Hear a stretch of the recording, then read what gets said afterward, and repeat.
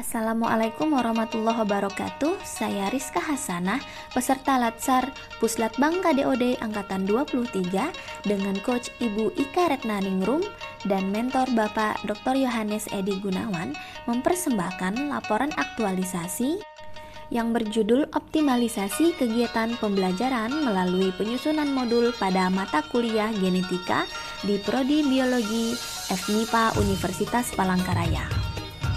Selamat datang di Bumi Tambun Bungai, Kalimantan Tengah. Kalimantan Tengah memiliki satu universitas negeri terbesar, yaitu Universitas Palangkaraya.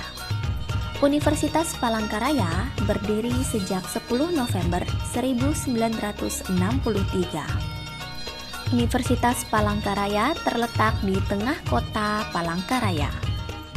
UPR memiliki 8 fakultas dan fakultas terbaru adalah Fakultas MIPA. FMIPA saat ini memiliki 5 prodi, yaitu kimia, biologi, fisika, matematika, dan farmasi. Adapun visi dari FMIPA yaitu menjadi fakultas yang rujukan yang unggul dan berdaya saing dalam bidang matematika dan IPA di tingkat nasional maupun internasional tahun 2035. Saya adalah seorang dosen CPNS di Prodi FMIPA yang bertugas menjalankan Tridharma Perguruan Tinggi. Oleh karena itu, saya mengangkat isu aktualisasi tentang belum optimalnya pelaksanaan mata kuliah genetika di Prodi Biologi FMIPA Universitas Palangkaraya. Adapun gagasan isu yang diangkat adalah penyusunan modul genetika pada tahap ini. Namun dalam jangka menengah dan jangka panjang maka diharapkan dapat menjadi bahan ajar yang lengkap dan memiliki ISBN.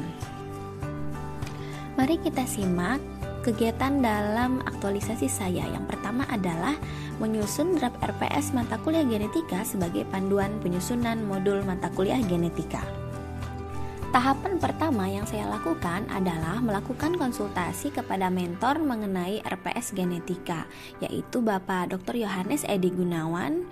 Kemudian kami merembukkan atau membedah RPS dengan cara mengunduhnya terlebih dahulu di website biologi.upr.ac.id. Tahapan kedua yaitu menyusun materi yang dimasukkan ke dalam RPS dan poin-poin penting.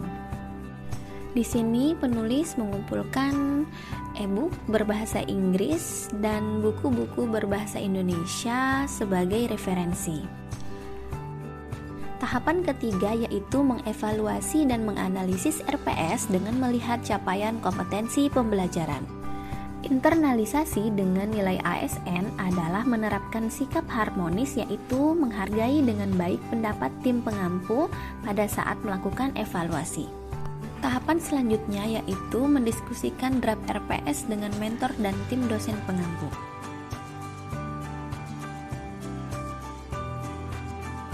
Terakhir yaitu melakukan finalisasi draft RPS, maka didapatkan draft RPS dan rubrik penilaian yang sudah diperiksa oleh Kaprodi dan siap digunakan.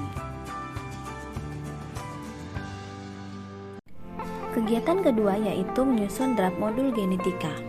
Kegiatan kedua dimulai dari tanggal 7 Juli hingga 23 Juli 2022. Yang pertama yaitu melakukan konsultasi ke mentor mengenai penyusunan draft modul. Yang kedua, mengumpulkan referensi untuk penyusunan modul yang dibuat pemetaan konsepnya dalam Word dan Excel. Menyusun materi merupakan implementasi dari nilai ASN berakhlak kompeten. Yang ketiga yaitu menyusun materi draft modul yang disesuaikan dengan update dan studi kasus terbaru yang disusun terdiri dari 3 bab untuk 7 topik pertemuan. Materi diambil dari referensi e-book maupun buku cetak berbahasa Indonesia dengan mencantumkan citasinya. Hal ini penulis menerapkan nilai loyal, yaitu melakukan penyusunan draft modul dengan menjaga nama baik instansi dengan tetap mencantumkan citasi referensi.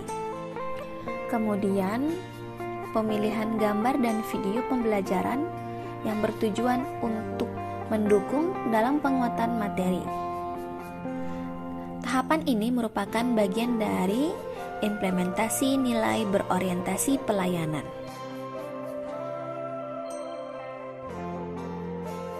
Tahap selanjutnya yaitu memeriksa keseluruhan draft modul secara kolaborasi kepada tim mentor dan tim ahli, serta menerima saran dan perbaikan mengenai isi modul.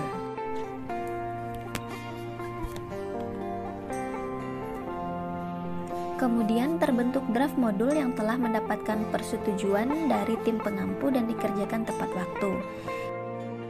Kemudian melakukan evaluasi dan review ahli. Pertama yaitu melakukan konsultasi mengenai sasaran review ahli. Kemudian secara proaktif menghubungi review ahli untuk kesediaan menjadi tim ahli dan menyiapkan lembar validasi yang akan diisi oleh tim ahli review. Penulis selanjutnya mengirimkan draft modul kepada tim pengajar dan tim ahli.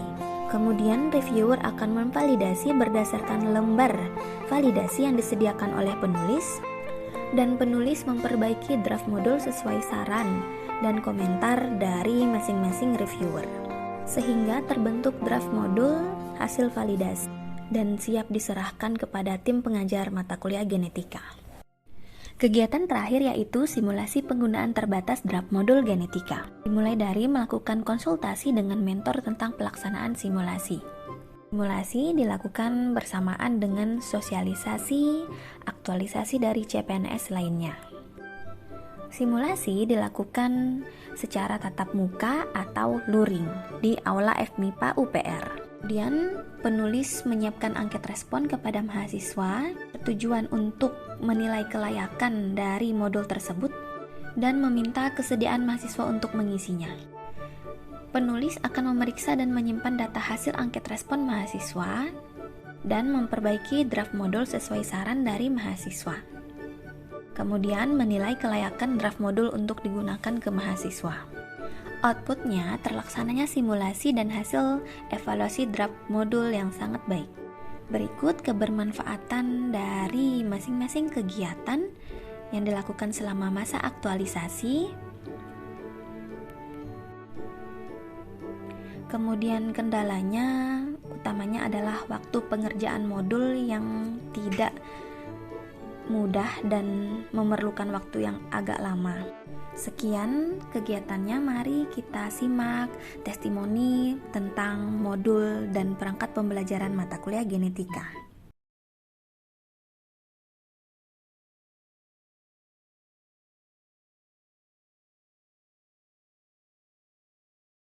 Modul pembelajaran genetika gitu.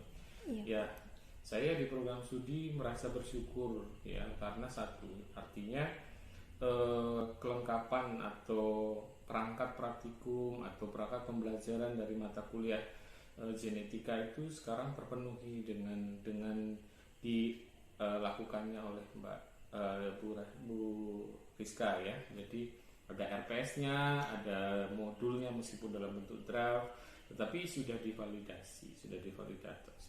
Jadi untuk kebermanfaatannya saya katakan luar biasa. Jadi sangat sendiri, di mana ini kan materi modul tentang genetika dan isinya itu ya sesuai dengan materi yang ada di genetika tentang persilangan Mendel, tentang persilangan non Mendel dan semacamnya seperti itu.